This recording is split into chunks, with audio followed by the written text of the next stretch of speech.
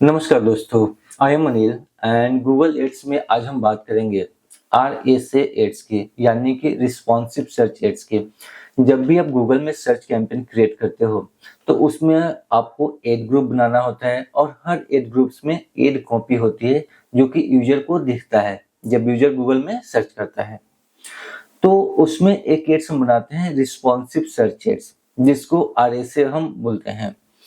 तो इसका नाम रिस्पॉन्सिव इसलिए है क्योंकि इसमें गूगल बोलता है कि आप 15 हेडलाइंस और 4 डिस्क्रिप्शन लिखकर दीजिए। तो गूगल अपने हिसाब से उनका कॉम्बिनेशन बनाकर यूजर को दिखाता है। तो एड तो हम एक बनाते हैं, लेकिन गूगल उस एड से मल्टीपल एड कॉपी बना लेता है। कभी किसी हेडलाइन या डिस्क्रिप्शन को मैच कर लेता है, कभी दूसरे हेडिंग एंड डिस्क्रिप्शन को कंबाइन करके यूनिक एड बना लेता है। इसलिए इसको हम रिस्पॉन्सिव सर्च एड्स बोलते हैं। जैसे कि मेरे स्क्रीन पे है, ये एक रिस्पॉन्सिव सर्च एड्स है। तो इसमें जो आज का टॉपिक है वो है एड स्ट्रेंथ के बारे में।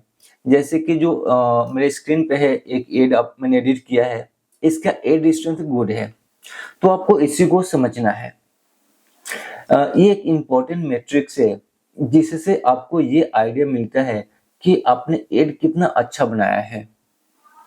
तो एड स्ट्रेंथ जो होता है वो मोस्टली 4 टाइप्स का होता है। जो सबसे पहला होता है वो पुअर होता है, जैसे कि नाम से क्लियर है कि सबसे खराब एड है आपका। उसके ऊपर एवरेज आता है, मीन्स ठीक ठाक है।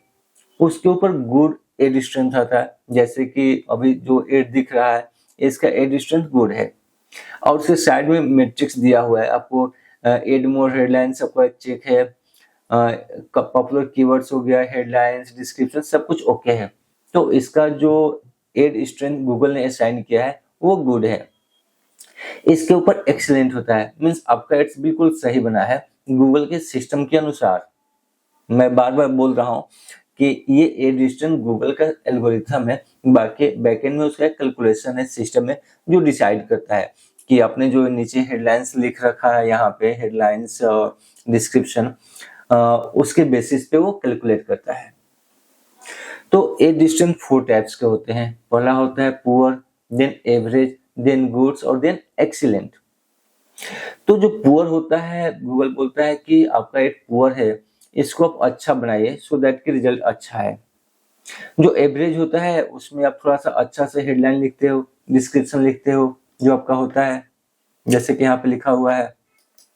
गुड का मतलब ये होता है कि आपने सही तरीके से एड्स को लिखा है, प्रॉपर कीवर्ड्स आपने डाल रखा है, जैसे कि सर्टिफिकेशन कोर्स है तो प्रॉपर कीवर्ड से आपका आपका यूनिक हेडलाइन से और डिस्क्रिप्शन भी अच्छा है, तो ये आपका गुड हो गया। उससे अच्छा जो एक्सीलेंट होता है उसका मतलब ये होता है कि गूगल सिस्टम को आप बहुत यूनिक हेडलाइंस, जो ये हेडलाइंस है और डिस्क्रिप्शन है, इसको दे रहे हो, साथ में आप इमेजेस भी दे रहे हो। देखो यहाँ पे इमेज नहीं है, तो अगर इमेज भी देते हो, वीडियो भी देते हो, लोगो भी देते हो, तो गूगल को ज्यादा ऑप्शंस मिलता है एड का कॉम्बिनेशन बनाने के लिए, और उसका एड डिस्टेंस एक्सीलेंट होता है।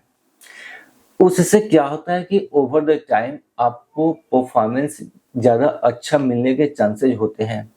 क्यों ऐसा होता है? सी, अगर आप एक ही टाइप की हेडलाइंस लिख दोगे तो गूगल जितना भी डिफरेंट वेरिएशन बनाएगा एड्स का, सब एक जैसे दिखेंगे।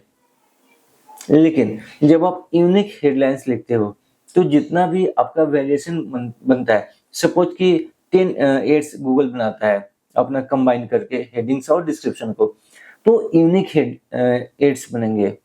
तो उससे क्या हुआ कि एक एड ग्रुप में आप 10 यूनिक एड्स गूगल को दिखा रहे हो, तो जो डेटा आएगा तो गूगल को पता चल जाएगा कि कौन सा कॉम्बिनेशन, कौन से हेडलाइंस और कौन सा डिस्क्रिप्शन का कॉम्बिनेशन अच्छा रिजल्ट ला रहा है। तो गूगल उसके हिसाब से उस कॉम्बिनेशन को बार बार दिखाएगा, और जब अच्छा एड्स बार बार दिखेगा तो सिंपल सी बात है कि आपको रिजल्ट भी अच्छी मिलेगी। इसलिए गूगल इनकरेज करता है कि एड स्ट्रेंथ आप इसको एक्सीलेंट रखो, क्योंकि गूगल तो हेडलाइन लिखेगा नहीं, तो वो एक मैट्रिक्स दे दिया है कि एड स्ट्रेंथ एक्सीलेंट रखते हो, मीन्स आपने अच्छा इनपुट दिया है गूगल के सिस्टम को, और गूगल सिस्टम को मजा आएगा डिफरेंट कॉम्बिनेशन बनाने में। बट इसमें एक बात का ध्यान रखना होगा, उससे पहले मैं दिखा दूं कि यहाँ देखिए हमने बनाया है गूगल कैसे एड्स का डिफरेंट कॉम्बिनेशन बनाता है। आपको देखिए यहाँ पे अलग आ गया। तो इस तरीके से 2 या 3 हेडलाइंस प्लस 2 डिस्क्रिप्शन को आपस में कंबाइन करता है गूगल और फिर यूजर को दिखाता है। बट इसमें एक इम्पोर्टेंट पॉइंट है, अगर आपका ऑलरेडी एड चल रहा है और उसकी परफॉर्मेंस अच्छा है, उसका एड ड्यूरेशन कुछ भी हो, पुअर हो, एवरेज हो, गुड हो, तो इसका मतलब ऐसा नहीं है कि उसको बंद कर दीजिए या डिलीट कर दीजिए और नया एक्सीलेंट एड बनाइए। ये गलत तरीका होगा, इससे आपका परफॉर्मेंस खराब हो जाएगा।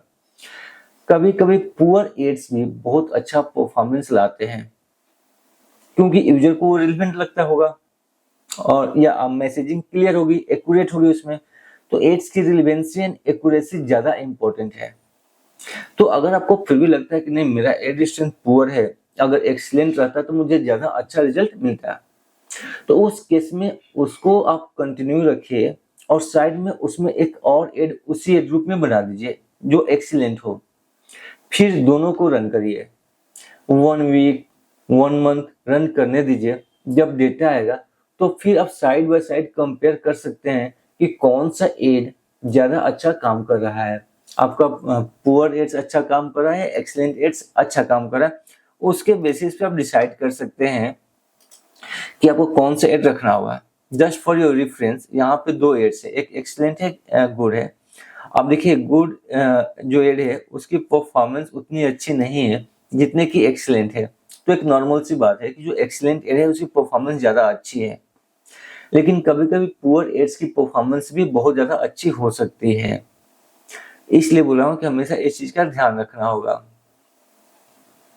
जैसे कि यहाँ पे देखिए एक एड है जिसका स्ट्रेंथ एवरेज है और ये तो जो एक्सीलेंट एड्स है उससे भी इसकी परफॉर्मेंस अच्छी आ रही है।